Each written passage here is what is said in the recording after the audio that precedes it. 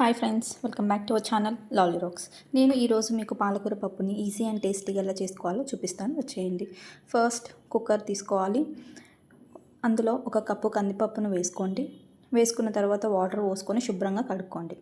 కందిపప్పు శుభ్రంగా కడిగిన తర్వాత 2 నుంచి 3 కప్పుల వాటర్ని యాడ్ చేసుకోండి. ఇందులో 7 నుంచి 8 పచ్చిమిర్చిని వేసుకోండి.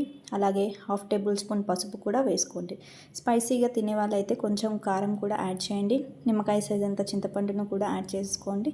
శుభ్రంగా కడిగి కట్ చేసి పెట్టుకున్న పాలకూరను కూడా అందులో వేసేసుకోండి. తర్వాత స్టవ్ మీద పెట్టి 5 నుంచి 6 విజిల్లు రానివ్వండి. విజిల్ మొత్తం పోయిన తర్వాత కుక్కర్ మూత తీసి పప్పు గుత్తితో మెత్తగా ఎనపండి. ఇప్పుడు పోప్కి మనం రెడీ చేసుకుందాం. ఉల్లిపాయలు, కరివేపాకు, అలాగే ఎండుమిర్చి, 4 నుంచి 5 వెల్లుల్లి రెమ్మలు. ఇప్పుడు స్టవ్ మీద ప్యాన్ పెట్టుకొని ప్యాన్లో కొంచెం ఆయిల్ వేసుకోండి.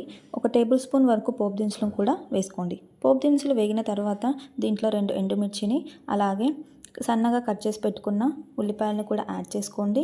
కొంచెం కరివేపాకును, అట్లానే 7 నుంచి 8 వెల్లుల్లి రెమ్మలను కూడా కొంచెం కచ్చాపచ్చాగా దంచుకొని అందులో వేసుకోండి.